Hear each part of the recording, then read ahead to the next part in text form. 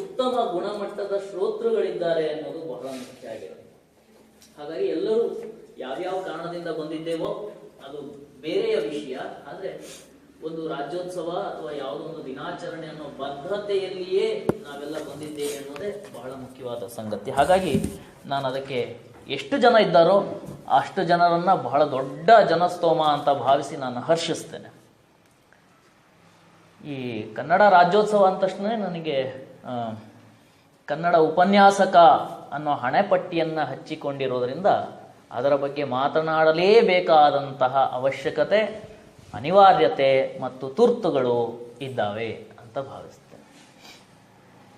ಕನ್ನಡ ಭಾಷೆ ಎಲ್ಲರದ್ದು, 7 ಕೋಟಿ ಜನರದ್ದು.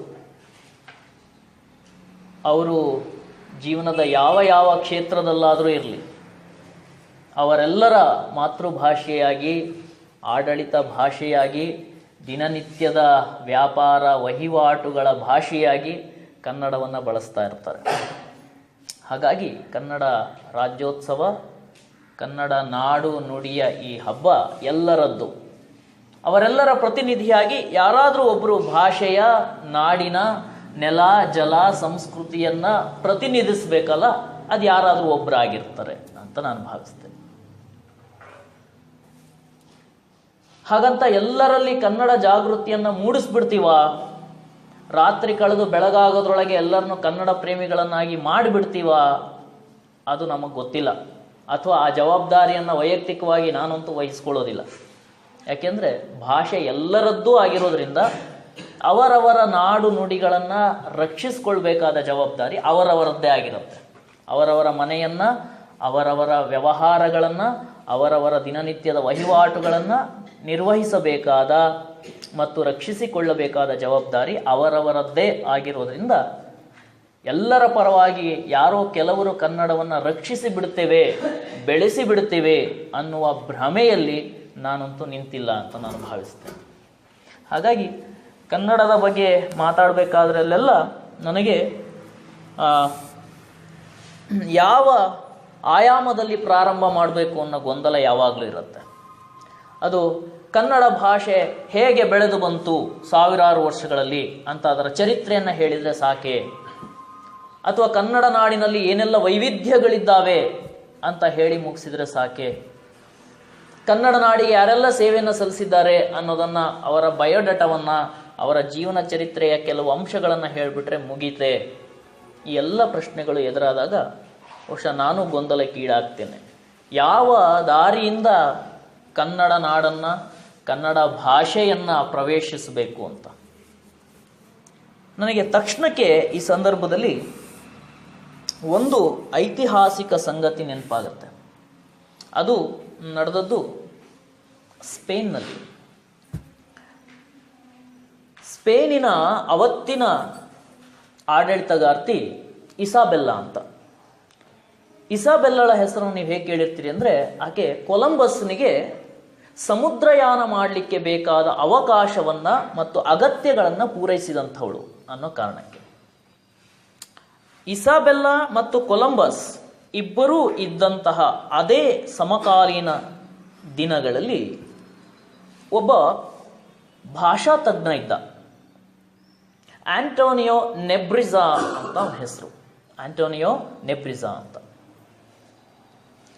ಈ ಆಂಟೋನಿಯೋ ನೆಬ್ರಿಜಾ ಒಂದು ಪತ್ರವನ್ನು ಇಸಾಬೆಲ್ಲಳಿಗೆ ಬರೀತಾನೆ. ಮಹಾರಾಣಿಯವರೇ, ನಾನು ಒಬ್ಬ ಭಾಷಾ ತಜ್ಞನಾಗಿದ್ದೇನೆ. ಈಗಾಗಲೇ ಲ್ಯಾಟಿನ್ ಭಾಷೆಯಲ್ಲಿ ಒಂದು ವ್ಯಾಕರಣ ಪುಸ್ತಕವನ್ನು ಬರೆದಿದ್ದೀನಿ. ನನ್ನ ಮುಂದಿನ ಗುರಿ ಏನು ಅಂದರೆ, ಸ್ಪೇನ್ನಲ್ಲಿ ಇರುವ ಕ್ಯಾಸ್ಟಲಿನ್ ಭಾಷೆ ಏನಿದೆ, ಇವತ್ತು ನಾವು ಸ್ಪ್ಯಾನಿಷ್ ಅಂತ ಏನು ಕರಿತೇವೆ, ಆ ಕ್ಯಾಸ್ಟಲಿನ್ ಭಾಷೆಗೆ ಒಂದು ವ್ಯಾಕರಣದ ಪುಸ್ತಕವನ್ನು ಬರಿಬೇಕು, ಅದಕ್ಕೊಂದು ವ್ಯಾಕರಣವನ್ನು ಬರಿಬೇಕು ಅಂತ ನನ್ನ ಗುರಿ. ಯಾಕೆ ಅನ್ನೋದನ್ನು ಸಹ ತನ್ನ ಪತ್ರದಲ್ಲಿ ಉಲ್ಲೇಖ ಮಾಡ್ತಾನೆ ನೆಬ್ರಿಜಾ. ಯಾಕೆ ಅಂದರೆ, ಈ ಕ್ಯಾಸ್ಟಲಿನ್ ಭಾಷೆ ನೀವು ಸ್ಪೇನಿನ ಯಾವ ಯಾವ ಪ್ರಾಂತ್ಯಕ್ಕೆ ಹೋಗ್ತೀರಿ ಆ ಪ್ರಾಂತ್ಯದಲ್ಲೆಲ್ಲ ಒಂದೊಂದು ರೀತಿಯಲ್ಲಿ ಮಾತಾಡ್ತಾರೆ, ಒಬ್ಬೊಬ್ಬರು ಒಂದೊಂದು ರೀತಿಯಲ್ಲಿ ಮಾತಾಡ್ತಾರೆ. ಎಷ್ಟು ವೈವಿಧ್ಯಮಯವಾಗಿಬಿಟ್ಟಿದೆ ಭಾಷೆ ಅಂದರೆ, ಎಲ್ಲರೂ ಮಾತಾಡೋದು ಸ್ಪ್ಯಾನಿಷ್ ಭಾಷೆಯನ್ನೇ, ಕ್ಯಾಸ್ಟಲಿನ್ ಭಾಷೆಯನ್ನೇ. ಆದರೆ ನೀವು ಒಂದು ಪ್ರಾಂತ್ಯಕ್ಕೆ ಹೋದರೆ ಇನ್ನೊಂದು ಪ್ರಾಂತ್ಯದವರು ಆ ಭಾಷೆಯನ್ನು ಅರ್ಥ ಮಾಡ್ಕೊಳ್ಳೋದೇ ಕಷ್ಟ, ಅಷ್ಟು ವೈವಿಧ್ಯವಾಗಿತ್ತು ಅದು. ಆದ್ದರಿಂದ ಅವನು ಹೇಳ್ತಾನೆ, ಪ್ರಾಂತ್ಯದಿಂದ ಪ್ರಾಂತ್ಯಕ್ಕೆ ಕ್ಯಾಸ್ಟಲಿನ್ ಭಾಷೆ ವೈವಿಧ್ಯವಾಗ್ತಾ ಇದೆ. ಒಂದು ಪ್ರಾಂತ್ಯದವರು ಮಾತಾಡೋದು ಇನ್ನೊಂದು ಪ್ರಾಂತ್ಯದವರಿಗೆ ಅರ್ಥವಾಗದಷ್ಟು ಅದು ಬೇರ್ಪಡ್ತಾ ಇದೆ, ಪ್ರತ್ಯೇಕವಾಗ್ತಾ ಇದೆ. ಹೀಗೆ ಬಿಟ್ಟರೆ ಪ್ರತಿಯೊಂದು ಪ್ರಾಂತ್ಯಕ್ಕೂ ತನ್ನದೇ ಆದ ಪ್ರತ್ಯೇಕ ಭಾಷೆಗಳಾಗ್ಬಿಡ್ತವೆ. ಯಾವ ಮಟ್ಟಿನ ಸಂದರ್ಭ ಬರುತ್ತೆ ಅಂದರೆ, ಇಸಾಬೆಲ್ಲ ಮಹಾರಾಣಿಯ ಜೀವನ ಚರಿತ್ರೆಯನ್ನು ನಾನು ಸ್ಪ್ಯಾನಿಷ್ ಭಾಷೆಯಲ್ಲಿ ಬರೆದ್ರೆ, ನಾನು ಬರೆದದ್ದು, ನಾನು ಯಾವುದೋ ಒಂದು ಪ್ರಾಂತ್ಯದಲ್ಲಿದ್ದೀನಿ, ಆ ಪ್ರಾಂತ್ಯದಲ್ಲಿದ್ದು ನಾನು ಬರಿತಾ ಇದ್ದೀನಿ, ಇನ್ನೊಂದು ಪ್ರಾಂತ್ಯದವರಿಗೆ ಮುಂದಿನ ಕಾಲದಲ್ಲಿ ಅದು ಅರ್ಥನೇ ಆಗೋದಿಲ್ಲ ಅಂತ. ಒಬ್ರು ಬರೆದದ್ದು ಇನ್ನೊಬ್ರಿಗೆ ಅರ್ಥ ಆಗಲ್ಲ ಅಂತ.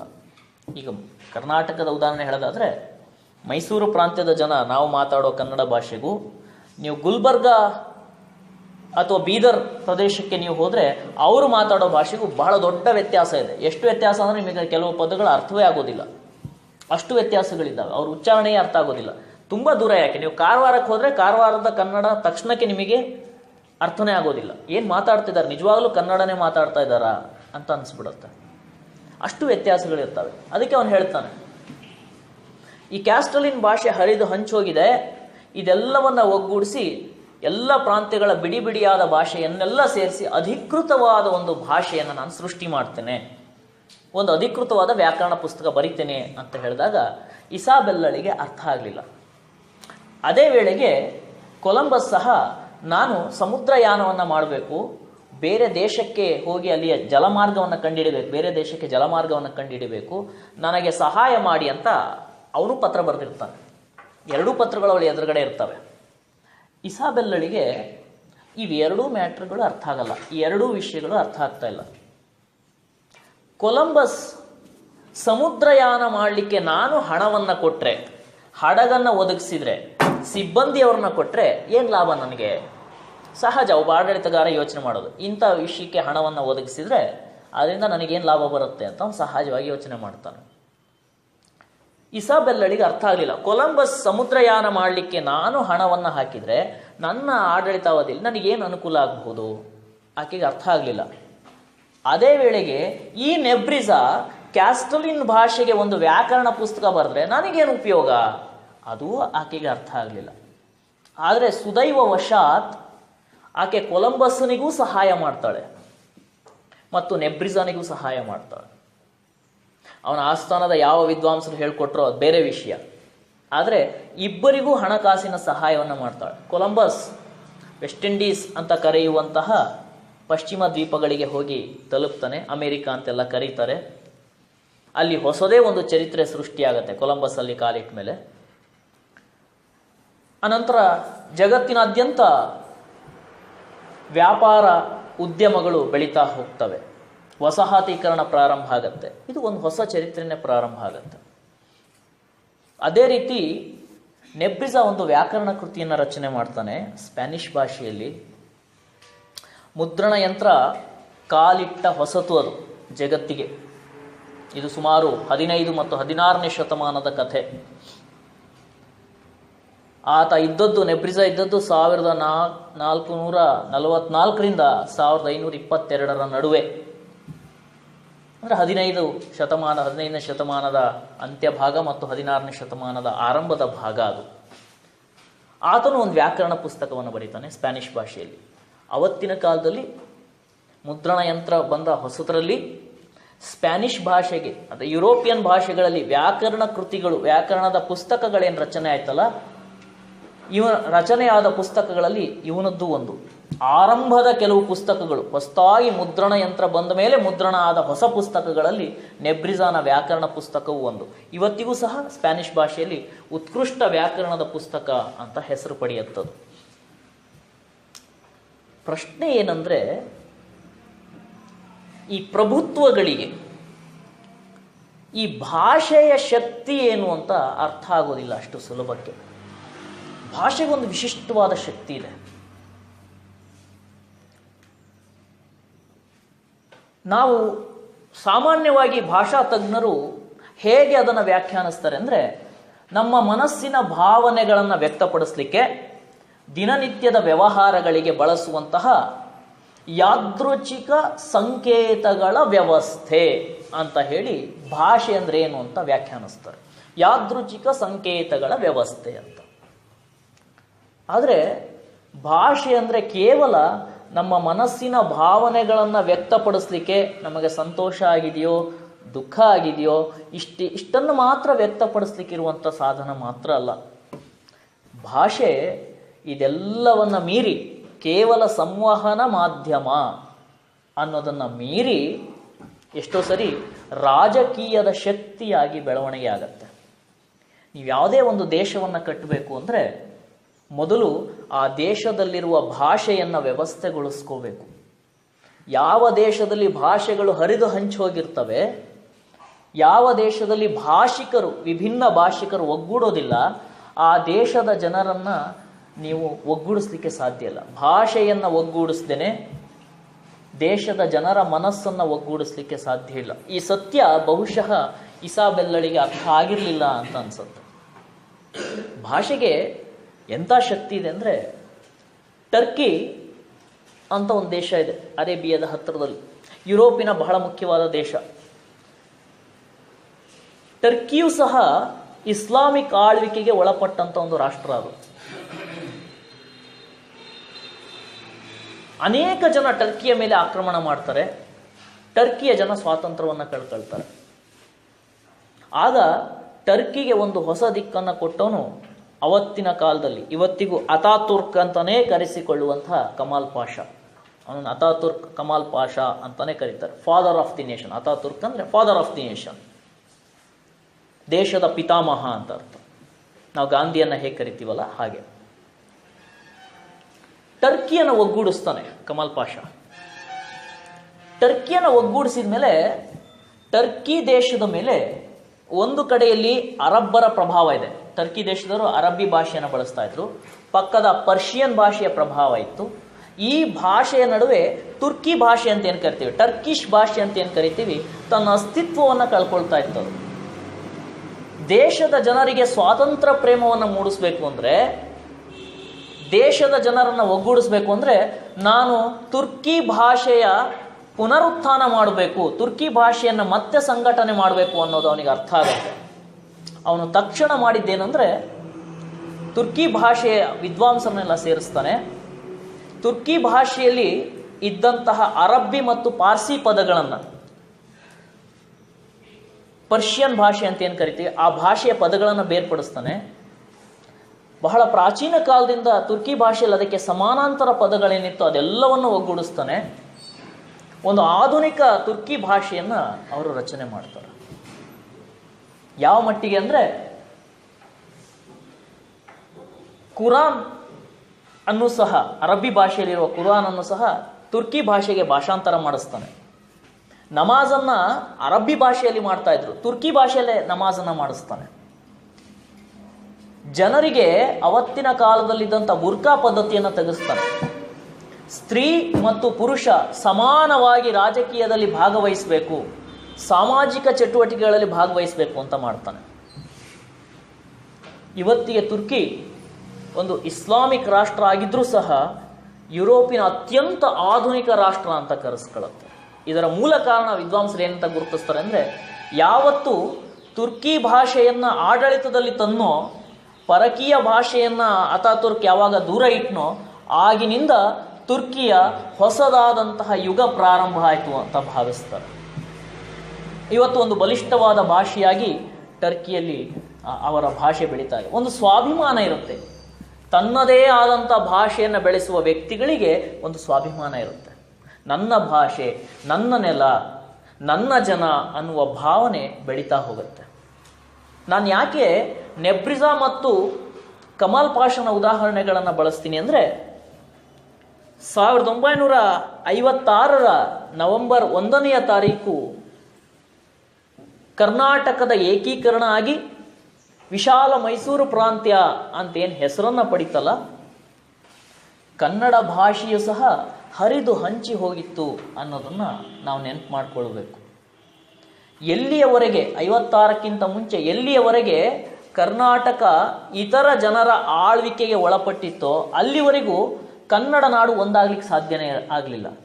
ಕರ್ನಾಟಕದಲ್ಲಿ ಸಾಹಿತ್ಯ, ಕಲೆ, ಸಂಸ್ಕೃತಿ ಬಹಳ ಗಟ್ಟಿಯಾಗಿ ಸ್ವಾಭಿಮಾನಪೂರ್ವಕವಾಗಿ ಬೆಳೀಲಿಕ್ಕೆ ಸಾಧ್ಯ ಆಗಿರಲಿಲ್ಲ. ಅಥವಾ ಬೆಳೆದಿದ್ರೂ ಹಂಪಿಯ ಕಾಲದಲ್ಲಿ ಅಥವಾ ನಮ್ಮ ರಾಜ ಮಹಾರಾಜರ ಕಾಲದಲ್ಲಿ, ರಾಷ್ಟ್ರಕೂಟರು, ಬಾದಾಮಿ ಚಾಲುಕ್ಯರು, ಹೊಯ್ಸಳರ ಕಾಲದಲ್ಲಿ ಕಲೆ, ವಾಸ್ತುಶಿಲ್ಪ ಬೆಳೆದಿದ್ರೂ ಸಹ ಒಂದು ಸ್ವಾಭಿಮಾನದಿಂದ ಇವೆಲ್ಲ ನನ್ನವು ಅಂತ ಹೇಳಿಕೊಳ್ಳುವ ಜನರ ಸಂಖ್ಯೆ ತುಂಬ ಕಡಿಮೆ ಇತ್ತು. 56ರ ನಂತರ ಯಾವಾಗ ಕರ್ನಾಟಕದ ಏಕೀಕರಣ ಆಯಿತೋ, ಕನ್ನಡ ನೆಲ, ಕನ್ನಡದ ಸಂಸ್ಕೃತಿ, ಕನ್ನಡದ ಬಗ್ಗೆ ಕನ್ನಡಿಗರಿಗೆ ವಿಶೇಷ ಸ್ವಾಭಿಮಾನ ಬೆಳೀತಾ ಹೋಯಿತು ಅಂತಲೇ ನಾವು ಭಾವಿಸಬೇಕು. ಕರ್ನಾಟಕದ ಏಕೀಕರಣ ನವೆಂಬರ್ 1ನೇ ತಾರೀಕು ಅಂತ ನಾನೇನು ಉಲ್ಲೇಖ ಮಾಡಿದೆ, ನಾನೊಂದು 2 ಕ್ಷಣ ಮಾತ್ರ ಕರ್ನಾಟಕದ ಏಕೀಕರಣ ಆಗಬೇಕಾಗಿದ್ದ ಅವಶ್ಯಕತೆ ಏನು ಅಂತ 1-2 ಕ್ಷಣದಲ್ಲಿ ಹೇಳಿ ಮುಗಿಸ್ತೇನೆ. 1799ರಲ್ಲಿ 4ನೆಯ ಆಂಗ್ಲೋ ಮೈಸೂರು ಯುದ್ಧ ನಡೆಯುತ್ತೆ. ಟಿಪ್ಪು ಸುಲ್ತಾನ್ ಸೋತು ಹೋಗ್ತಾನೆ ಬ್ರಿಟಿಷರಿಗೆ. ಸೋತ ತಕ್ಷಣವೇ ಮೈಸೂರು ಪ್ರಾಂತ್ಯ ಏನಿತ್ತಲ್ಲ, ಆ ಪ್ರಾಂತ್ಯವನ್ನು ಹರಿದು ಹಂಚಿಕೊಳ್ತಾರೆ. ಬ್ರಿಟಿಷರು, ನವಾಬರು, ಮರಾಠರು ಎಲ್ಲರೂ ಸೇರಿ ಅದನ್ನು ಹಂಚಿಕೊಳ್ತಾರೆ. ಯಾವ ಮಟ್ಟಿಗಾಯಿತು ಅಂದರೆ 1799 ನಂತರ ಕರ್ನಾಟಕ ಹೆಚ್ಚು ಕಡಿಮೆ 22 ವಿಭಿನ್ನ ಪ್ರಾಂತ್ಯಗಳು ಅಥವಾ 22ಕ್ಕೂ ಹೆಚ್ಚು ಪ್ರಾಂತ್ಯಗಳಾಗಿ, ಲೆಕ್ಕಕ್ಕೆ ಸಿಗದಷ್ಟು ಪ್ರಾಂತ್ಯಗಳಾಗಿ ವಿಂಗಡಣೆ ಆಯಿತು. ಮುಖ್ಯವಾಗಿ 22 ಪ್ರಾಂತ್ಯಗಳಾಗಿ ವಿಂಗಡಣೆ ಆಯಿತು ಅಂತ ಇತಿಹಾಸಕಾರರು ದಾಖಲಿಸ್ತಾರೆ. ಒಂದು ಭಾಗ ಹೈದರಾಬಾದ್ ಕರ್ನಾಟಕ ಅಂತ, ಹೈದರಾಬಾದಿನ ನಿಜಾಮನಿಗೆ ಸೇರ್ತು ಕೆಲವು ಭಾಗ, ಬೀದರ್, ಗುಲ್ಬರ್ಗ, ರಾಯಚೂರಿನ ಕೆಲವು ಭಾಗಗಳು. ಕೆಲವು ಭಾಗ ಆಂಧ್ರ ಪ್ರದೇಶಕ್ಕೆ ಸೇರ್ತು, ಕೆಲವು ಭಾಗ ಮದ್ರಾಸ್ ಪ್ರಾಂತ್ಯಕ್ಕೆ ಸೇರ್ಕೊಳ್ಳುತ್ತೆ, ಕೆಲವು ಭಾಗ ಬಾಂಬೆ ಅಂತ ಇವತ್ತಿಗೆ ನಾವು ಮುಂಬೈ ಅಂತ ಕರಿತೀವಲ್ಲ, ಬಾಂಬೆ ಪ್ರಾವಿನ್ಸಿಗೆ ಅಥವಾ ಪ್ರಾಂತ್ಯಕ್ಕೆ ಸೇರ್ಕೊಳ್ಳುತ್ತೆ. ಮುಖ್ಯವಾಗಿ ಬೆಳಗಾವಿ ಸಹ ಒಂದು. ನಾವು ಒಂದು ಉದಾಹರಣೆ ಹೇಳ್ತೇನೆ. ಕರ್ನಾಟಕ, ಕನ್ನಡ ಮಾತಾಡೋ ಜನರೇ ನಾವೆಲ್ಲರೂ 7 ಕೋಟಿ ಜನ. ಇವತ್ತಿಗೆ ಬೀದರ್ನಿಂದ ಹಿಡಿದು ಚಾಮರಾಜನಗರದವರೆಗೆ ಕನ್ನಡ ಮಾತಾಡುವ ಜನ ನಾವೆಲ್ಲ ಏನಿದ್ದೇವೆ, ನಾವೆಲ್ಲರ ಸ್ಥಿತಿ ನೋಡಿ. ಒಂದು ಆಡಳಿತ ಭಾಷೆ ಕನ್ನಡ, ಪಠ್ಯ ಪುಸ್ತಕಗಳಲ್ಲಿ ಒಂದೇ ರೀತಿಯ ಕನ್ನಡ ಭಾಷೆಯನ್ನು ಬಳಸ್ಕೊಳ್ತೇವೆ, ಕೋರ್ಟು ಕಚೇರಿಗಳ ವ್ಯವಹಾರದಲ್ಲಿ ಕನ್ನಡ ಭಾಷೆಯನ್ನು ಬಳಸ್ತೇವೆ, ದಿನನಿತ್ಯದ ವಹಿವಾಟಿನಲ್ಲಿ ಕನ್ನಡ ಭಾಷೆಯನ್ನು ಬಳಸ್ತೇವೆ. ಆದರೆ ಸ್ವಾತಂತ್ರ್ಯ ಬರುವಕ್ಕಿಂತ ಮುಂಚೆ ಅಥವಾ ಕರ್ನಾಟಕದ ಏಕೀಕರಣಕ್ಕಿಂತ ಮುಂಚೆ ಸ್ಥಿತಿ ಹೀಗಿರಲಿಲ್ಲ. ಒಂದು ಉದಾಹರಣೆ ಹೇಳ್ತೇನೆ. ಈ ಕೆನರಾ ಪ್ರಾಂತ್ಯ ಅಂತ ಕರೀತಾರೆ. ಇವತ್ತಿನ ಉತ್ತರ ಕನ್ನಡ ಮತ್ತು ದಕ್ಷಿಣ ಕನ್ನಡ, ಹಿಂದೆಲ್ಲ ಎರಡೂ ಸೇರಿ ಕನ್ನಡ ಪ್ರಾಂತ್ಯ ಅಂತ ಕರಿತಾ ಇದ್ರು. ಆಂಗ್ಲ ಭಾಷೆಯಲ್ಲಿ ಕೆನರಾ ಅಂತ ಕರಿತಾ ಇದ್ರು. ಆಡಳಿತಕ್ಕೆ ಅನುಕೂಲ ಆಗಲಿ, ಈ ಜನ ಕರ್ನಾಟಕದ ಏಕೀಕರಣಕ್ಕೆ ಪ್ರಯತ್ನ ಮಾಡ್ತಾರೆ ಅಂತ ಹೇಳಿ ಅದನ್ನು 2 ಭಾಗ ಮಾಡಿದರು. ಒಂದನ್ನು ಉತ್ತರ ಕನ್ನಡ ಅಂತ ಕರೆದ್ರು, ಇನ್ನೊಂದನ್ನು ದಕ್ಷಿಣ ಕನ್ನಡ ಅಂತ ಕರೆದ್ರು. ಈ ದಕ್ಷಿಣ ಕನ್ನಡವನ್ನು ತಮಗನುಕೂಲ ಆಗಲಿ ಅಂತ ಮದ್ರಾಸ್ ಪ್ರಾಂತ್ಯಕ್ಕೆ ಸೇರಿಸ್ತಾರೆ. ಮದ್ರಾಸ್ ಅಂದರೆ ಇವತ್ತಿನ ಚೆನ್ನೈ ಆಡಳಿತ ಪ್ರಾಂತ್ಯಕ್ಕೆ ಸೇರಿಸ್ತಾರೆ. ಚೆನ್ನೈ ರಾಜಧಾನಿ ಅದಕ್ಕೆ. ತಮಗೇನೇ ನೋಡಿ, ಈಗ ನಮಗೇನೇ ವ್ಯವಹಾರ ಬೇಕಾದರೂ ನಾವು ರಾಜಧಾನಿಗೆ ಹೋಗಬೇಕು, ಬೆಂಗಳೂರಿಗೆ ಹೋಗಬೇಕು ಅಂದರೆ 300ರಿಂದ 400 ಕಿಲೋಮೀಟ್ರು ನಮ್ಮ ಡಿಸ್ಟೆನ್ಸು, ನಮ್ಮ ಅಂತರ. ಆದರೆ ತಮ್ಮ ಸ್ವಾರ್ಥಕ್ಕೋಸ್ಕರ ಇವರಿಬ್ಬರು ಬೇರೆ ಬೇರೆ ಆಗಬೇಕು, ಒಂದಾಗಬಾರ್ದು, ಏಕೀಕರಣಕ್ಕೆ ಹೋರಾಡ್ತಾರೆ ಅಂತ ಹೇಳಿ ಉತ್ತರ ಮತ್ತು ದಕ್ಷಿಣ ಕನ್ನಡ ಅಂತ ಪ್ರಾಂತ್ಯವನ್ನು ಏನು ಬೇರೆ ಮಾಡಿದ್ರು, ಈ ದಕ್ಷಿಣ ಕನ್ನಡ ಪ್ರಾಂತ್ಯವನ್ನು ಚೆನ್ನೈಗೆ ಸೇರಿಸ್ತಾರೆ. ದಕ್ಷಿಣ ಕನ್ನಡ ಅಂದರೆ ನಾವು ಯಾವ್ದಾದ್ರು ಒಂದನ್ನು ಲ್ಯಾಂಡ್ ಮಾರ್ಕ್ ಆಗಿ ಮುಖ್ಯ ಕೇಂದ್ರವಾಗಿ ಇಟ್ಕೊಳ್ಳೋಣ, ಮಂಗಳೂರು ಅಂತ ಕರೆಯೋಣ. ನೀವು ಮಂಗಳೂರಿನಿಂದ ನೀವು ಚೆನ್ನೈಗೆ ಹೋಗಬೇಕಾದ್ರೆ 705 ಕಿಲೋಮೀಟರ್ ದೂರ. ಸರಿಯಾಗಿ ಗಂಟೆಗೆ 50 ಕಿಲೋಮೀಟರ್ನಷ್ಟು ವೇಗದಲ್ಲಿ ನೀವು ಹೋಗೋದಾದರೆ ಸುಮಾರು 12 ಗಂಟೆಗಳ ಕಾಲ ಬೇಕು 705 ಕಿಲೋಮೀಟರ್ ಹೋಗ್ಲಿಕ್ಕೆ ಕನಿಷ್ಠ. ದಕ್ಷಿಣ ಕನ್ನಡ ಪ್ರಾಂತ್ಯದಲ್ಲಿ ಇದ್ದಂತಹ ಆಡಳಿತ ಭಾಷೆ ಕನ್ನಡ, ಮನೆ ಮಾತು ಅನೇಕರಿಗೆ ತುಳು ಭಾಷೆ. ಏನೂ ಸಂಬಂಧವೇ ಇಲ್ಲದಿರುವಂತಹ ಚೆನ್ನೈಗೆ ಅವರ ರಾಜಧಾನಿ.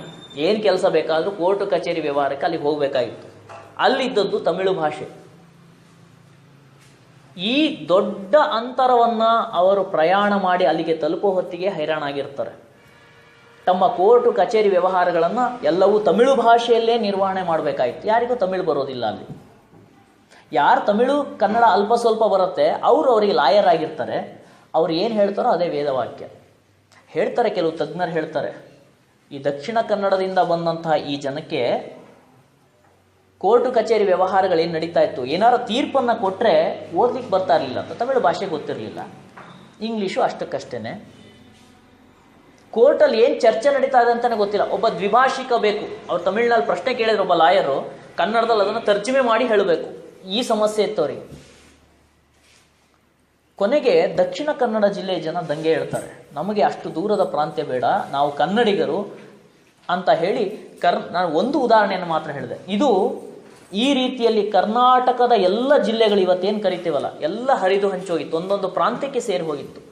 ಆ ಪ್ರಾಂತ್ಯಗಳ ದೂರದ ಜನ ಒಬ್ಬೊಬ್ಬರನ್ನು ಎಲ್ಲೆಲ್ಲೋ ಸೇರಿಸ್ತಾರೆ.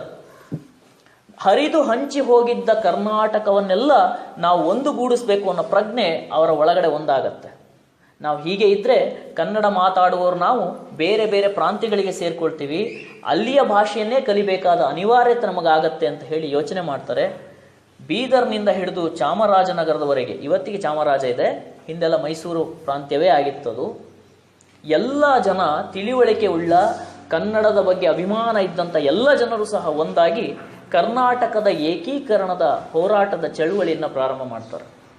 ಹೆಚ್ಚು ಕಡಿಮೆ ಏಕೀಕರಣ ಚಳುವಳಿ ಪ್ರಾರಂಭ ಆದ 1 ಶತಮಾನದ ನಂತರ 100 ವರ್ಷಗಳ ನಂತರದಲ್ಲಿ ಹೆಚ್ಚು ಕಡಿಮೆ ಕರ್ನಾಟಕ ಏಕೀಕರಣ ಆಗಲಿಕ್ಕೆ ಸಾಧ್ಯ ಆಗತ್ತೆ. 1956 ನವೆಂಬರ್ 1ನೇ ತಾರೀಕು ವಿಶಾಲ ಮೈಸೂರು ಅನ್ನೋ ಹೆಸರಿನಲ್ಲಿ ಕರ್ನಾಟಕ ಅಸ್ತಿತ್ವಕ್ಕೆ ಬರುತ್ತೆ. ಈ ವಿಶಾಲ ಮೈಸೂರು ಅನ್ನೋ ಹೆಸರು ಹೋಗಿ ಇದಕ್ಕೆ ಕರ್ನಾಟಕ ಅಂತ ಹೆಸರು ಬಂದದ್ದು 1973ರಲ್ಲಿ, ಮತ್ತೆ ನವೆಂಬರ್ 1ನೇ ತಾರೀಕು. ಅವತ್ತು ದೇವರಾಜ ಅರಸ್ ಅವರು ಮುಖ್ಯಮಂತ್ರಿಗಳಾಗಿದ್ದರು.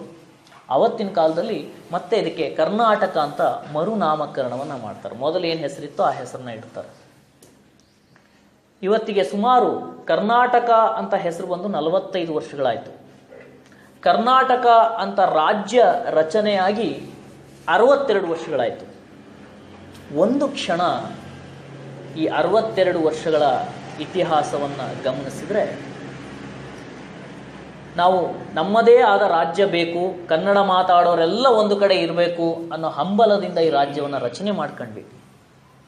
ಆದರೆ ಕರ್ನಾಟಕದ ಕನ್ನಡ ಭಾಷೆಯ ಇವತ್ತಿನ ಸ್ಥಿತಿ ಗಮನಿಸಿದರೆ ನಮ್ಮ ಭವಿಷ್ಯ ಆಶಾದಾಯಕವಾಗಿದೆಯೇ? ಕನ್ನಡ ಭಾಷೆಗೆ ಮುಂದೆ ಒಂದು ನೆಲೆ ಇದೆಯೇ? ಇದಕ್ಕೊಂದು ಭವಿಷ್ಯ ಇದೆಯೇ ಅನ್ನೋದನ್ನು ಒಂದು ಕ್ಷಣ ನಾವು ಯೋಚನೆ ಮಾಡಬೇಕು. ಕನ್ನಡ ಭಾಷೆ ಇವತ್ತು ಸುಮಾರು 5 ಕೋಟಿ ಜನರ, ಕನಿಷ್ಠ ಅಂದರೂ 5 ಕೋಟಿ ಜನರ ಮನೆಯ ಮಾತು. ಈ 5 ಕೋಟಿ ಜನ ಮಾತಾಡುವ ಈ ಭಾಷೆ ಭವಿಷ್ಯದಲ್ಲಿ ಉಳಿಯುತ್ತಾ ಅನ್ನೋದನ್ನು ಸಹ ನಾವು ಯೋಚನೆ ಮಾಡಬೇಕು. ಹಾಗಾಗಿ ಪ್ರತಿ ಸಾರಿ ನವೆಂಬರ್ 1ನೇ ತಾರೀಕು ಕನ್ನಡ ರಾಜ್ಯೋತ್ಸವವನ್ನು ನಾವು ಆಚರಣೆ ಮಾಡಬೇಕಾದ್ರೆಲ್ಲ ಇದೊಂದು ಆತ್ಮಾವಲೋಕನದ ದಿನ ಆಗಬೇಕು ಅಂತ ನಾನು ಯಾವತ್ತೂ ಭಾವಿಸ್ತೇನೆ. ಕನ್ನಡಿಗರಿಗೆ ಆತ್ಮಾವಲೋಕದ ದಿನ. ನಮ್ಮ ಭಾಷೆ 2000 ವರ್ಷಗಳ ಇತಿಹಾಸ ಇರುವಂಥ ಭಾಷೆ. ಹಲವು ರಾಜಮನೆತನಗಳು ಆಳ್ವಿಕೆ ನಡೆಸಿದಂಥ ಭಾಷೆ. ಕಲೆ ವಾಸ್ತುಶಿಲ್ಪದ ದೃಷ್ಟಿಯಿಂದ ದಕ್ಷಿಣ ಭಾರತ ಮತ್ತು ಸಮಗ್ರ ಭಾರತಕ್ಕೆ ಮತ್ತು ಜಗತ್ತಿನ ವಾಸ್ತುಶಿಲ್ಪ ಮತ್ತು ಕಲೆಗೆ ತನ್ನದೇ ಆದ ಕೊಡುಗೆಯನ್ನು ಕೊಟ್ಟಂತಹ ಭಾಷೆ. ಜಗತ್ತಿನ ಶ್ರೇಷ್ಠ ರಾಜರನ್ನು ಕೊಟ್ಟಂತಹ ನೆಲ ಇದು. 8 ಜ್ಞಾನಪೀಠ ಪ್ರಶಸ್ತಿಗಳನ್ನು ಪಡೆದಂಥ ಭಾಷೆ ಇದು.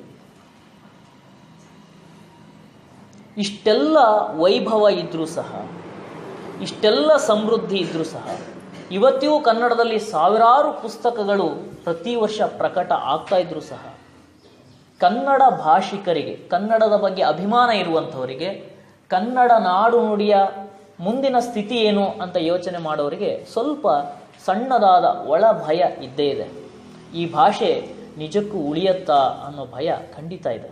ಯಾಕೆಂದರೆ ಕನ್ನಡ ಭಾಷೆಯ ಮೇಲೆ ಬಹಳ ದೊಡ್ಡ ಆಕ್ರಮಣಗಳು ನಡೀತಾ ಇದ್ದಾವೆ ಅನ್ನೋದು ಸತ್ಯ. ಅದು ರಾಜಕೀಯ ಉದ್ದೇಶದಿಂದ ಇರಬಹುದು, ಆರ್ಥಿಕ ಉದ್ದೇಶದಿಂದ ಇರಬಹುದು. ಕನ್ನಡ ಭಾಷೆ ಕ್ರಮೇಣ ಮರೆಯಾಗಿ ಬಿಡುತ್ತಾ ಕನ್ನಡ ಮಾತಾಡುವ ನಮ್ಮ ಮಾತೃಭಾಷೆ ಏನಿದೆ ಇದರ ಸ್ಥಾನದಲ್ಲಿ ಬೇರೆ ಭಾಷೆಗಳು ಬರ್ತವ ಅನ್ನುವ ಭಯ ಕನ್ನಡದ ಅಭಿಮಾನ ಇರೋರಿಗೆ ಖಂಡಿತ ಆ ಒಳ ಭಯ ಇದ್ದೇ ಇರುತ್ತೆ. ಹಾಗಾಗಿ ನಾವು ಅನ್ಯ ಭಾಷೆಯ ವ್ಯಾಮೋಹ ಏನಿದೆ, ಅನ್ಯ ಭಾಷೆಯ ಕಲಿಕೆ ದೋಷ ಅಲ್ಲ. ನೀವು 100 ಭಾಷೆಗಳನ್ನು ಕಲೀರಿ, ಆಂಗ್ಲ ಭಾಷೆಯನ್ನು ಕಲಿಬೇಕು, ಇಂಗ್ಲೀಷನ್ನು ಕಲಿಬೇಕು, ಅಂತಾರಾಷ್ಟ್ರೀಯ ವ್ಯವಹಾರಕ್ಕೆ ಮತ್ತು ನಮ್ಮದಲ್ಲದೇ ಇರೋ ಭಾಷಿಕರ ಜೊತೆಯಲ್ಲಿ ವ್ಯವಹರಿಸಲಿಕ್ಕೆ ಇದು ಬಹಳ ಮುಖ್ಯ, ಸತ್ಯ ಅದು. ಆದರೆ ನೀವೆಷ್ಟು ಭಾಷೆನ ಕಲಿತರೂ ಕನ್ನಡದ ಭಾಷೆಯ ಬಗ್ಗೆ, ಕನ್ನಡದ ಬಗ್ಗೆ ಒಂದು ಅಭಿಮಾನವನ್ನು, ಒಂದು ಸ್ವಾಭಿಮಾನವನ್ನು ಉಳಿಸಿಕೊಳ್ಳಬೇಕಾದಂಥ ದಿನಗಳು ಇನ್ನು ನಮ್ಮ ಮುಂದೆ ಬರ್ತಾ ಇರ್ತವೆ. ಒಂದು ಸವಾಲಿನ ದಿನ ಇದೆ ಕನ್ನಡಕ್ಕೆ. ನಿಮಗೆ ತಮಿಳು ಭಾಷೆಗೆ ಈ ಸಮಸ್ಯೆ ಇಲ್ಲ, ಅಥವಾ ಕೇವಲ 70 ರಿಂದ 80 ಲಕ್ಷ ಜನ ಮಾತ್ರ ಮಾತಾಡುವಂತಹ ಹೀಬ್ರೂ ಭಾಷೆಗೆ ಈ ಸಮಸ್ಯೆ ಇಲ್ಲ.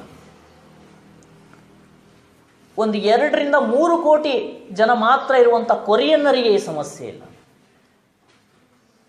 ಸಣ್ಣ ಸಣ್ಣ ಭಾಷೆಗಳಿಗೆ ಈ ಸಮಸ್ಯೆ ಇಲ್ಲ, ಅಸ್ತಿತ್ವದ ಭಯ ಇಲ್ಲ ಅವರಿಗೆ. ಆದರೆ 6 ಕೋಟಿ ಜನ ಮಾತಾಡ್ತಾ ಇರುವ ಕನ್ನಡದಂಥ ಭಾಷೆಗೆ ಇದು ಉಳಿಯುತ್ತಾ ಇಲ್ಲ ಅನ್ನೋಂಥ ಭಯ ಖಂಡಿತ ಇದೆ.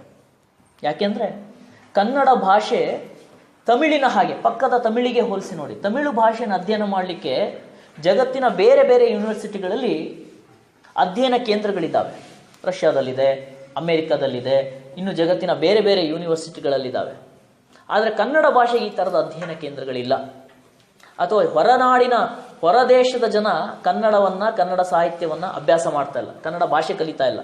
ಅವರು ಭಾರತದಲ್ಲಿ ಏನಾರು ಒಂದು ಭಾಷೆ ಕಲಿಬೇಕು ಅಂದರೆ ಅವರಿಗೆ ತಲೆಗೆ ಬರೋದು, ವಿದೇಶಿಯರಿಗೆ 3 ಭಾಷೆ. ಒಂದು ರಾಷ್ಟ್ರ ಭಾಷೆಯಾದ ಹಿಂದಿ, ಇನ್ನೊಂದು ನಮ್ಮ ಕ್ಲಾಸಿಕಲ್ ಭಾಷೆ ಅಂತ ಕರೆಸಿಕೊಳ್ಳುವಂಥ, ಶಾಸ್ತ್ರೀಯ ಭಾಷೆ ಅಂತ ಕರೆಸಿಕೊಳ್ಳುವ ಸಂಸ್ಕೃತ, ಇನ್ನೊಂದು ಭಾರತದ ಅಷ್ಟೇ ಬಲಿಷ್ಠವಾದಂಥ ಭಾಷೆ ತಮಿಳು. ತಮಿಳು ಮಾತಾಡೋರು ತುಂಬ ಜನ ಏನಿಲ್ಲ, 10 ಕೋಟಿಗಿಂತ ಕಡಿಮೆ ಇದ್ದಾರೆ ತಮಿಳು ಮಾತಾಡೋರು, ಅದು ಬೇರೆ ವಿಷಯ. ಆದರೆ ಭಾರತದಲ್ಲಿ ಯಾವುದಾದ್ರೂ ಒಂದು ಭಾಷೆ ಕಲಿಬೇಕು ನಾನು ಅಂತ ಬರೋರಿಗೆ ಅವ್ರ ತಲೆಗೆ ಬರೋದು ಇಲ್ಲ ಹಿಂದಿ, ಇಲ್ಲ ಸಂಸ್ಕೃತ, ಇಲ್ಲ ತಮಿಳು ಭಾಷೆ. ತಮಿಳು ಭಾಷೆಗೆ ಸಿಕ್ಕಿರೋದು 2 ರಿಂದ 3 ಜ್ಞಾನಪೀಠ. ವೈವಿಧ್ಯಮಯವಾದ ಸಾಹಿತ್ಯವೂ ರಚನೆ ಆಗ್ತಾ ಇಲ್ಲ ಅಲ್ಲಿ ಹಾಗೆ ನೋಡಿದರೆ.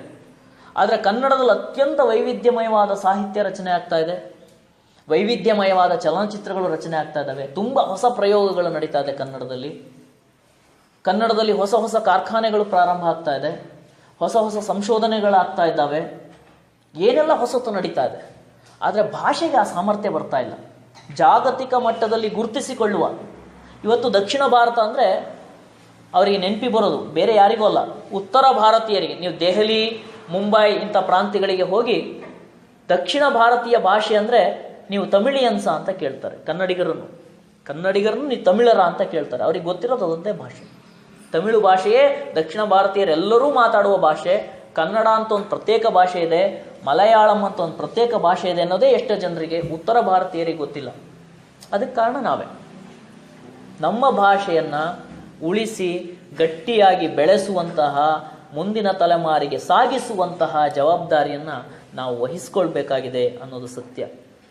ಕನ್ನಡವನ್ನು ಕನ್ನಡ ಭಾಷೆಯಾಗಿ ಅಥವಾ ನಿಮ್ಮ ಪಠ್ಯಕ್ರಮದಲ್ಲಿ 100 ಮಾರ್ಕ್ಸಿಗೆ 100 ಅಂಕಗಳಿಗೆ ಬರೆಯೋ ಒಂದು ಪೇಪರ್ ಆಗಿ, ಒಂದು ಪತ್ರಿಕೆಯಾಗಿ ಮಾತ್ರ ಓದಬಾರ್ದು. ಅದನ್ನು ನಿಮ್ಮ ಮಾಧ್ಯಮ ಕನ್ನಡ ಆಗಿರುತ್ತೆ, ನಿಮ್ಮ ಭಾವನೆಗಳನ್ನು ವ್ಯಕ್ತಪಡಿಸುವ ಭಾಷೆ ಕನ್ನಡ ಆಗಿರುತ್ತೆ. ಹಾಗಾಗಿ ಅದೊಂದು ಸ್ವಾಭಿಮಾನದ ಸಂಕೇತ. ಕನ್ನಡ ಭಾಷೆ ನಾಶ ಆಗೋದು ಅಂದರೆ ನೀವು ನಿಮ್ಮತನವನ್ನೇ ಕಳ್ಕೊಂಡು ಇನ್ನೊಬ್ಬರಿಗೆ ಅಡಿಯಾಳಾಗೋದು ಅಂತ ಅರ್ಥ. ಒಂದು ಭಾಷೆ ನಾಶವಾಗೋದ್ರ ಜೊತೆಗೆ ಒಂದು ಇಡೀ ಸಂಸ್ಕೃತಿ ನಾಶ ಆಗುತ್ತೆ, ಅಥವಾ ಒಂದು ಭಾಷೆ ಹುಟ್ಟಿಕೊಳ್ಳೋದ್ರ ಜೊತೆಗೆ ಒಂದು ಇಡೀ ಹೊಸ ಸಂಸ್ಕೃತಿ ಮರುಸೃಷ್ಟಿಯಾಗಲಿಕ್ಕೆ ಸಾಧ್ಯ ಇದೆ. ನಾನು ಹೀಬ್ರೂ ಭಾಷೆಯ ಉದಾಹರಣೆಯನ್ನು ಕೊಡೋದ್ರ ಮೂಲಕ ನನ್ನ ಮಾತಿಗೆ ವಿರಾಮವನ್ನು ಸೂಚಿಸ್ತೇನೆ. ಇಸ್ರೇಲ್ ಅಂತ ಒಂದು ದೇಶ ಇದೆ, ಮಧ್ಯಪ್ರಾಚ್ಯದಲ್ಲಿ ಇರೋದು. ಆ ಕಡೆ ಸೌದಿ ಅರೇಬಿಯಾ, ಒಂದು ಕಡೆಯಲ್ಲಿ ಸಿರಿಯಾ, ಒಂದು ಕಡೆಯಲ್ಲಿ ಲೆಬನಾನ್, ಇನ್ನೊಂದು ಕಡೆಯಲ್ಲಿ ಕುವೈತ್, ಹೀಗೆ ಎಲ್ಲದರಿಂದ ಸುತ್ತುವರಿದಂಥ ಒಂದು ದೇಶ.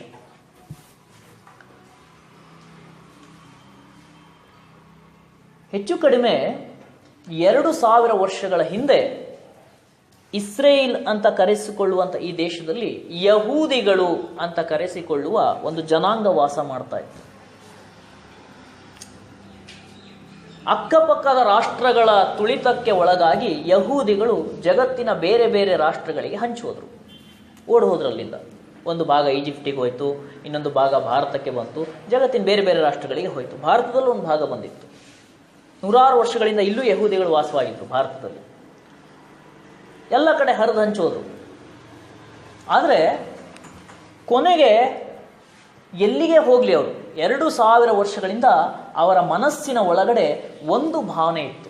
ಏನಂದರೆ, ನಾವು ಈಗೇನೋ ಸಂಕಷ್ಟಕ್ಕೆ ಒಳಗಾಗಿ ಜಗತ್ತಿನ ಬೇರೆ ಬೇರೆ ಭಾಗಗಳಿಗೆ ಹೋಗಿದ್ದೀವಿ, ಆದರೆ ಒಂದಲ್ಲ ಒಂದು ದಿನ ನಮ್ಮ ತಾಯ್ನಾಡಿಗೆ ಮರಳಬೇಕು ಅನ್ನುವ ಹಂಬಲ ಅವರಲ್ಲಿತ್ತು. ಇದು ಅವರಿಗೆ ಈಡೇರಿದ್ದು 1948ನೇ ಇಸ್ವಿಯಲ್ಲಿ. ಜಗತ್ತಿನ ಬೇರೆ ಬೇರೆ ಭಾಗಗಳಲ್ಲಿದ್ದ ಜನರೆಲ್ಲರೂ ಸಹ ಇಸ್ರೇಲಿಗೆ ಮರಳ್ತಾರೆ. ಮರಳಿ ತಮ್ಮದೇ ಆದಂತಹ ಒಂದು ರಾಷ್ಟ್ರವನ್ನು ನಿರ್ಮಾಣ ಮಾಡ್ಕೊಳ್ತಾರೆ. ಸಣ್ಣದಾದ ರಾಷ್ಟ್ರ. ಎಷ್ಟು ಸಣ್ಣದಂದರೆ, ನೀವು ಇಸ್ರೇಲಿನ ಪೂರ್ವ ಭಾಗದಲ್ಲಿ ನಿಂತು, ಪೂರ್ವ ಭಾಗದ ಗಡಿಯಲ್ಲಿ ನಿಂತು ಒಂದು ಕಾರ್ನಲ್ಲಿ ಕೂತ್ಕೊಂಡು ಒಂದು 100 ಕಿಲೋಮೀಟ್ರ್ ಫಾಸ್ಟಲ್ಲಿ ಹೊರಟ್ರೆ ಒಂದು 3 ರಿಂದ 4 ಗಂಟೆ ಒಳಗೆ ಪಶ್ಚಿಮ ಭಾಗದ ಗಡಿಯನ್ನು ತಲುಪ್ತೀರಿ.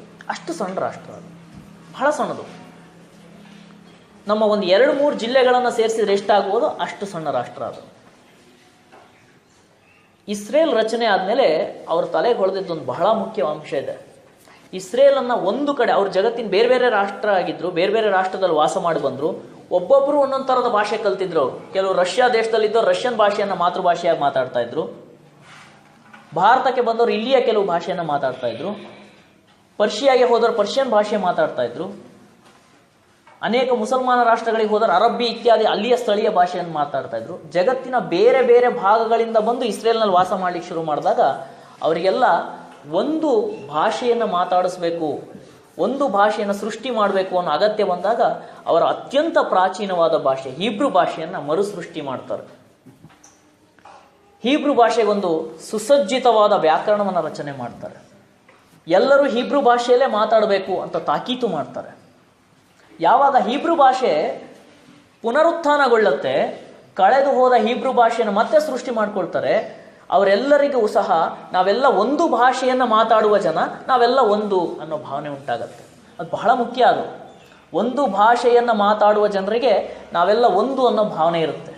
ಹಾಗಾಗಿ ಇಸ್ರೇಲ್ ಕೆಲವೇ ವರ್ಷಗಳಲ್ಲಿ ಮತ್ತೆ ಹೊಸ ರೀತಿಯ ಸೃಷ್ಟಿಯನ್ನು ಮಾಡಿಕೊಳ್ಳುತ್ತೆ, ಜಗತ್ತಿನ ಶಕ್ತಿಶಾಲಿ ರಾಷ್ಟ್ರವಾಗಿ ಬೆಳೆಯುತ್ತೆ. ಹಾಗಾಗಿ ನಮ್ಮ ಮಾತೃಭಾಷೆ ಏನಿದೆ, ನಮ್ಮ ಭಾಷೆಯನ್ನು ರಕ್ಷಿಸಿಕೊಳ್ಳುವಂತಹ ಜವಾಬ್ದಾರಿ ನಮ್ಮದಾಗಿರುತ್ತೆ. ಹಾಗಾಗಿ ಯಾವ ಭಾಷೆಯನ್ನು ಕಲಿತರೂ ಸಹ ನಮ್ಮ ಮಾತೃಭಾಷೆಗೆ ಮರಳುವ ಜವಾಬ್ದಾರಿ ನಮ್ಮದು.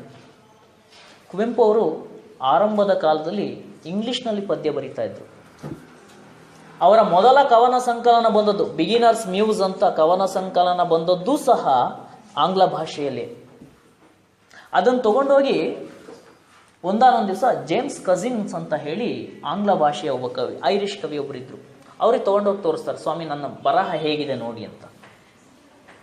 ಕಜಿನ್ಸ್ ಹೇಳ್ತಾರೆ, ಎಲ್ಲ ಪದ್ಯವನ್ನು ಓದ್ತಾರೆ. ಅವ್ರ ಇಂಗ್ಲೀಷ್ ಭಾಷೆಯ ಪದದ ಬಳಕೆ, ಅವರ ಪದ್ಯದ ರಚನೆಯ ಸಾಮರ್ಥ್ಯ ಎಲ್ಲ ನೋಡಿ ಕೊನೆಗೊಂದು ಮಾತು ಹೇಳ್ತಾರೆ, ನಿನ್ನ ಮಾತೃಭಾಷೆ ಯಾವುದು ಅಂತ. ಕನ್ನಡ ನನ್ನ ಮಾತೃಭಾಷೆ ಅಂತಾರೆ ಕುವೆಂಪು. ಅವ್ರು ಹೇಳ್ತಾರೆ, ನೋಡಪ್ಪ ನೀನು ಇಂಗ್ಲೀಷ್ ಭಾಷೆಯಲ್ಲಿ ಏನು ಬರಿತಾ ಇದೆಯಾ, ನಿನಗಿಂತ ತುಂಬ ಚೆನ್ನಾಗಿ ಇಂಗ್ಲೀಷ್ ಭಾಷೆಯಲ್ಲಿ ಬರೆಯೋರಿದ್ದಾರೆ. ನೀನು ಅಂತಹ ಸಾವಿರಾರು ಜನರಲ್ಲಿ ಒಬ್ಬ ಆಗಿ ಹೋಗ್ತೀಯ.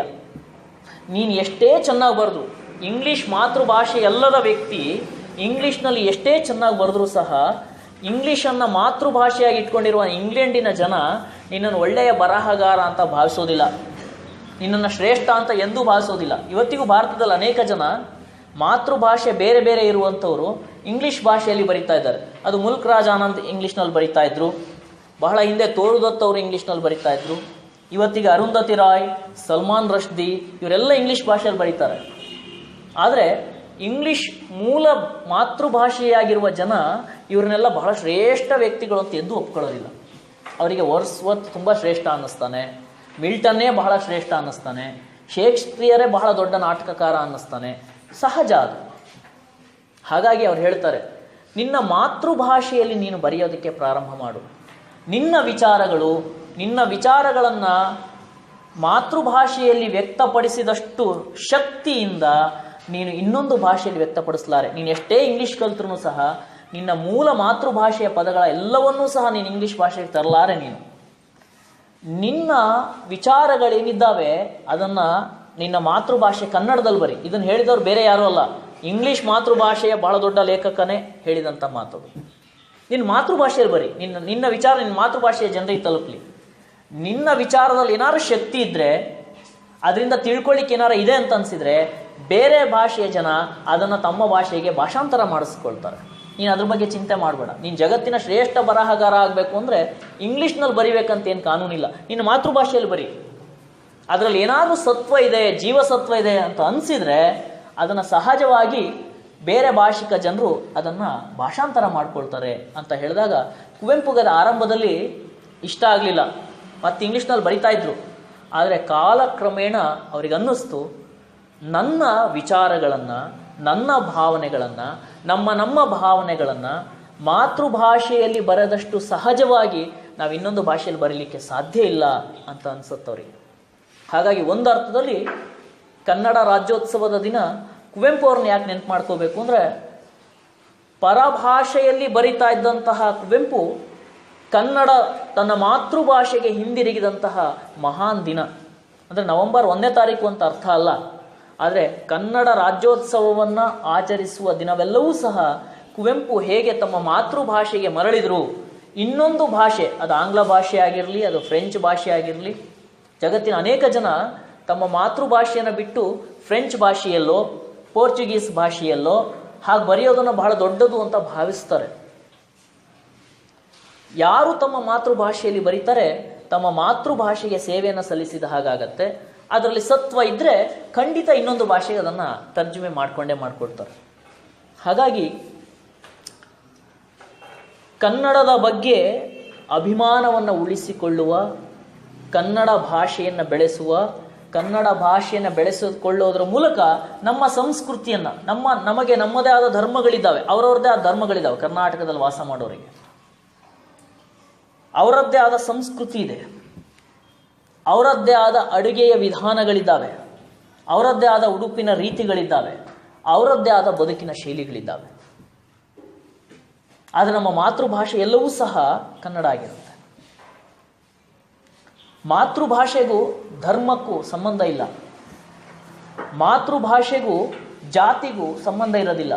ನಾವು ಯಾವುದೇ ಜಾತಿಯ, ಯಾವುದೇ ಧರ್ಮದ, ಯಾವುದೇ ಜಿಲ್ಲೆಯ, ಯಾವುದೇ ರೀತಿಯ ವಿಚಾರದ, ನಾವು ಎಡಪಂಥೀಯರೋ ಬಲಪಂಥೀಯರೋ ನಡುಪಂಥೀಯರೋ ಯಾವ ಪಂಥದವರಾಗಿರ್ಬೋದು, ಯಾವುದೇ ರೀತಿಯ ತಾತ್ವಿಕ ವಿಚಾರ ದೃಷ್ಟಿಗಳಿರ್ಬೋದು, ನಾವು ಅದ್ವೈತಿಗಳೋ ದ್ವೈತಿಗಳೋ ವಿಶಿಷ್ಟಾದ್ವೈತಿಗಳೋ ಯಾರೇ ಆಗಿರ್ಬೋದು, ನಮ್ಮ ವಿಚಾರಗಳನ್ನು, ನಮ್ಮ ಬದುಕನ್ನು, ನಮ್ಮ ಜೀವನ ಶೈಲಿಯನ್ನು, ನಮ್ಮ ಭಾವನೆಗಳನ್ನು ನಮ್ಮ ಸ್ವಂತ ಮಾತೃಭಾಷೆಯಲ್ಲಿ ವ್ಯಕ್ತಪಡಿಸೋದ್ರ ಮೂಲಕ ನಮ್ಮ ಭಾಷೆಯನ್ನು ರಕ್ಷಣೆ ಮಾಡಿಕೊಳ್ಳಬಹುದು ಅಂತ ನಾನಾದರೂ ಭಾವಿಸ್ತೇನೆ. ಹಾಗಾಗಿ ಇವತ್ತಿನ ದಿನ ನಾವೆಲ್ಲರೂ ಒಮ್ಮೆ ಆತ್ಮಾವಲೋಕನವನ್ನು ಮಾಡಿಕೊಳ್ಬೇಕು. ನಾವೆಷ್ಟು ನಮ್ಮ ಭಾಷೆಗೆ ಸೇವೆಯನ್ನು ಸಲ್ಲಿಸ್ತಾ ಇದ್ದೀವಿ ಅಂತ. ನಾವೆಲ್ಲರೂ ಪುಸ್ತಕಗಳನ್ನು ಬರೆಯುವ ಅವಶ್ಯಕತೆ ಏನಿಲ್ಲ, ಎಲ್ಲರೂ ಭಾಷಣಗಳನ್ನು ಮಾಡೇ ಬಿಡಬೇಕು ಅನ್ನೋ ತುರ್ತು ಏನಿಲ್ಲ.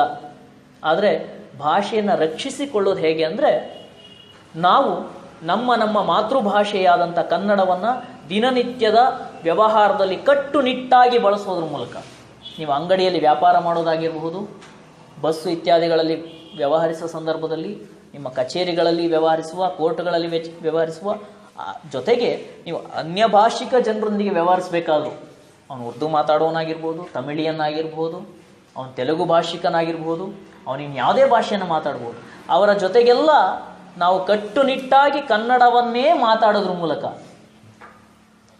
ಭಾಷೆಯನ್ನು ಉಳಿಸಿಕೊಳ್ಳುವ ಸಾಧ್ಯತೆ ಇದೆ ಅಂತ ಭಾವಿಸ್ತೇನೆ. ನಾನು ಬಹಳ ಸುದೀರ್ಘ ಸಮಯ ತಗೊಂಡೆ ಅಂತ ಅಂದ್ಕೊಳ್ತೇನೆ. ಆದರೆ ಭಾಷೆ ಎಷ್ಟು ಮುಖ್ಯ ಅನ್ನೋದಕ್ಕೆ, ಭಾಷೆ ಧರ್ಮವನ್ನು ಮೀರಿದ್ದು ಅನ್ನೋದಕ್ಕೆ ಒಂದು ಸಣ್ಣ ಉದಾಹರಣೆ ಕೊಡೋದ್ರ ಮೂಲಕ ನನ್ನ ಮಾತಿಗೆ ವಿರಾಮವನ್ನು ಹೇಳ್ತೇನೆ. ತಮ್ಮ ಸ್ವಂತ ಲಾಭಕ್ಕಾಗಿ ಬ್ರಿಟಿಷರು 1905ರಲ್ಲಿ ದೊಡ್ಡದಾದ ಬಂಗಾಳ ಪ್ರಾಂತ್ಯವನ್ನು ಒಡೆದು ಎರಡು ಭಾಗ ಮಾಡ್ತಾರೆ. ಪೂರ್ವ ಬಂಗಾಳ ಮತ್ತು ಪಶ್ಚಿಮ ಬಂಗಾಳ. ಪಶ್ಚಿಮ ಬಂಗಾಳ ಈಗ ಭಾರತದಲ್ಲಿದೆ, ಪೂರ್ವ ಬಂಗಾಳ ಇವತ್ತು ಬಾಂಗ್ಲಾದೇಶ ಅಂತ ಕರೆಸ್ಕೊಳ್ಳುತ್ತೆ. ಅವ್ರ ಉದ್ದೇಶ ಏನಿತ್ತು, ಈ ಪೂರ್ವ ಬಂಗಾಳ ಇವತ್ತು ಬಾಂಗ್ಲಾ ಪ್ರಾಂತ್ಯ ಇದೆಯಲ್ಲ, ಈ ಢಾಕಾ ಮತ್ತು ಸುತ್ತಮುತ್ತ ಅಲ್ಲೆಲ್ಲ ಮುಸಲ್ಮಾನರು ಹೆಚ್ಚಾಗಿ ವಾಸ ಮಾಡ್ತಾ ಇದ್ರು. ಈ ಪಶ್ಚಿಮ ಬಂಗಾಳ ಅಂತ ಕರಿತೀವಲ್ಲ ಇವತ್ತು ಕೋಲ್ಕತ್ತಾ ಮತ್ತು ಸುತ್ತಮುತ್ತಲ ಪ್ರಾಂತ್ಯ ಇದೆಯಲ್ಲ, ಇಲ್ಲೆಲ್ಲ ಹಿಂದೂಗಳು ಹೆಚ್ಚಿಗೆ ವಾಸ ಮಾಡ್ತಾ ಇದ್ರು. ಅದನ್ನು ಒಡೆಯೋದ್ರ ಮೂಲಕ ನಾವು ಹಿಂದೂ ಮತ್ತು ಮುಸಲ್ಮಾನರ ನಡುವೆ ಗಲಾಟೆಯನ್ನು ತಂದು ಹಾಕಿ ಭಾರತದ ಸ್ವಾತಂತ್ರ್ಯ ಸಂಗ್ರಾಮಕ್ಕೆ ಒಂದು ಹಿನ್ನಡೆಯನ್ನು ಒದಗಿಸ್ಬೋದು. ಸ್ವಾತಂತ್ರ್ಯ ಸಂಗ್ರಾಮ ಬಹಳ ಜೋರ ನಡೀತಾ ಇತ್ತು ಅವತ್ತಿನ ಕಾಲದಲ್ಲಿ. ಅವರಿಬ್ಬರ ನಡುವೆ ಒಡಕನ್ನು ತರೋದ್ರ ಮೂಲಕ ಸ್ವಾತಂತ್ರ್ಯ ಸಂಗ್ರಾಮಕ್ಕೆ ಒಂದು ಇತಿಶ್ರೀ ಹಾಡ್ಬೋದು, ದುರ್ಬಲಗೊಳಿಸ್ಬೋದು ಸ್ವಾತಂತ್ರ್ಯ ಚಳವಳಿಯನ್ನು ಅಂತ ಭಾವಿಸಿ ಅದನ್ನು ಎರಡು ಭಾಗ ಮಾಡಿದರು. ನೋಡಿ, ಎಷ್ಟೇ ಬುದ್ಧಿವಂತ ಆದ್ರೂ ಕೆಲವು ಸೂಕ್ಷ್ಮ ತಿಳುವಳಿಕೆ ಇಲ್ದಿದ್ರೆ ಹೇಗೆ ಆಡಳಿತದಲ್ಲಿ ಸೋತು ಹೋಗ್ತಾನೆ ಅನ್ನೋದಕ್ಕೆ ಎರಡು ಭಾಗ ಮಾಡಿದ್ರು. ಸತ್ಯ, ಒಂದು ಕಡೆ ಮುಸಲ್ಮಾನರು ಬಹುಸಂಖ್ಯಾತರಾಗಿರುವಂತಹ ಪೂರ್ವ ಬಂಗಾಳ ಸೃಷ್ಟಿಯಾಯಿತು, ಹಿಂದೂಗಳು ಬಹುಸಂಖ್ಯಾತರಾದಂಥ ಪಶ್ಚಿಮ ಬಂಗಾಳ ಸೃಷ್ಟಿಯಾಯಿತು. ಆದರೆ ಅದರಲ್ಲೊಂದು ದೋಷ ಇತ್ತು. ಒಂದು ದೊಡ್ಡ ಚಳುವಳಿಯೇ ನಡೀತು. ಬಂಗಾಳ ಪ್ರಾಂತ್ಯವನ್ನು ಒಡೆದದ್ದಕ್ಕೆ ವಿರೋಧವಾಗಿ ಒಂದು ದೊಡ್ಡ ಚಳುವಳಿ ನಡೀತು.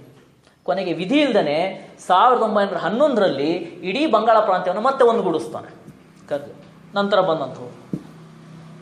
ವಿಶೇಷ ಯಾಕೆ ಒಂದುಗೂಡ್ತು, ಯಾಕೆ ಹಿಂದೂ ಮತ್ತು ಮುಸಲ್ಮಾನ ಗಲಾಟೆಗಳಾಗಲಿಲ್ಲ, ಯಾಕೆ ಚಳುವಳಿ ಕುಗ್ಲಿಲ್ಲ ಸ್ವಾತಂತ್ರ್ಯ ಚಳುವಳಿ ಅಂದರೆ ಅದ್ರಲ್ಲಿ ವಿಶೇಷ ಇತ್ತು. ಏನಂದರೆ ಇಡೀ ಬಂಗಾಳ ಪ್ರಾಂತ್ಯದಲ್ಲಿ ಅವನು ಮುಸಲ್ಮಾನನಾಗಲಿ ಪಾರಸಿಕನಾಗಲಿ ಅಲ್ಲಿ ವಾಸ ಮಾಡ್ತಾ ಇದ್ದ ಹಿಂದೂ ಆಗಲಿ ಯಾರೇ ಆಗಲಿ ಅವರೆಲ್ಲ ಮಾತಾಡ್ತಾ ಇದ್ದದ್ದು ಬಂಗಾಳಿ ಭಾಷೆಯನ್ನು.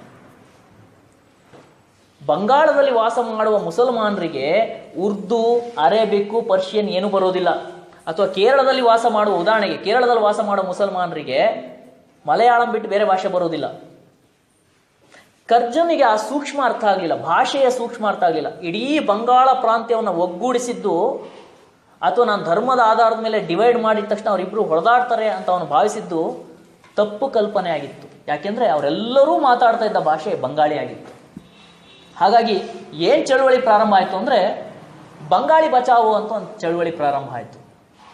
ಅಂದರೆ ಬಂಗಾಳಿ ಭಾಷಿಕರು ನಾವೆಲ್ಲರೂ, ನಾವು ಯಾವುದೇ ಧರ್ಮದವರಾಗಿರಲಿ, ನಾವೆಲ್ಲ ಮಾತಾಡೋದು ಬಂಗಾಳಿ ಭಾಷೆಯನ್ನು. ಹಾಗಾಗಿ ನಾವು ಬೇರ್ಪಡೋದಿಲ್ಲ, ಧರ್ಮದ ಆಧಾರದ ಮೇಲೆ ನಾವು ಬೇರಾಗೋದಿಲ್ಲ ಅಂತ ಹೇಳಿ ಬ್ರಿಟಿಷರ ವಿರುದ್ಧ ಒಂದು ಚಳುವಳಿ ಪ್ರಾರಂಭ ಆಯಿತು. ಆಮೇಲೆ 71ರ ನಂತರದಲ್ಲಿ ಮತ್ತೆ ಬಾಂಗ್ಲಾದೇಶ ಅಂತ ಸೃಷ್ಟಿಯಾಯಿತು. ಇವತ್ತು ಬಾಂಗ್ಲಾದೇಶ ಅಂತ ಸೃಷ್ಟಿಯಾಗಿದ್ದರೂ ಸಹ ಅಲ್ಲಿರುವಂಥವರು ಬಹುಸಂಖ್ಯಾತರು ಅನ್ಯಧರ್ಮೀಯರಾಗಿದ್ದರೂ ಸಹ, ಮುಸಲ್ಮಾನ ಬಾಂಧವರಾಗಿದ್ದರೂ ಸಹ ಅವರೆಲ್ಲರೂ ಬಂಗಾಳಿ ಭಾಷೆಯನ್ನು ಮಾತಾಡ್ತಾರೆ. ಅಲ್ಲಿ ಯೂನಿವರ್ಸಿಟಿಗಳಲ್ಲಿ ಬಂಗಾಳಿಯನ್ನು ಬಳಸ್ತಾರೆ, ವಿಶ್ವವಿದ್ಯಾಲಯದಲ್ಲಿ, ಕೋರ್ಟು ಕಚೇರಿಗಳಲ್ಲಿ ಬಂಗಾಳಿ ಭಾಷೆಯನ್ನು ಬಳಸ್ತಾರೆ. ಯಾಕೆ ನಾನು ಉದಾಹರಣೆ ಹೇಳಿದೆ ಅಂದರೆ ಭಾಷೆ ಅನ್ನೋದು ಧರ್ಮ, ಜಾತಿ, ಪಂಥ ಎಲ್ಲವನ್ನು ಮೀರಿದ್ದು ಅಂತ ಅರ್ಥ. ಭಾಷೆ ನಮ್ಮೆಲ್ಲ ಜಾತಿ ಭೇದ ಪಂಥಗಳನ್ನು ಮರೆಸಿ ನಮ್ಮನ್ನು ಒಂದು ಭಾಷೆಯನ್ನು ಮಾತಾಡುವ ಜನ ನಾವೆಲ್ಲರೂ ಒಂದು ಅಂತ ಒಗ್ಗೂಡಿಸುತ್ತೆ. ಆ ಶಕ್ತಿ ಭಾಷೆಗಿದೆ. ಹಾಗಾಗಿ ಇಂತಹ ಭಾಷೆಯನ್ನು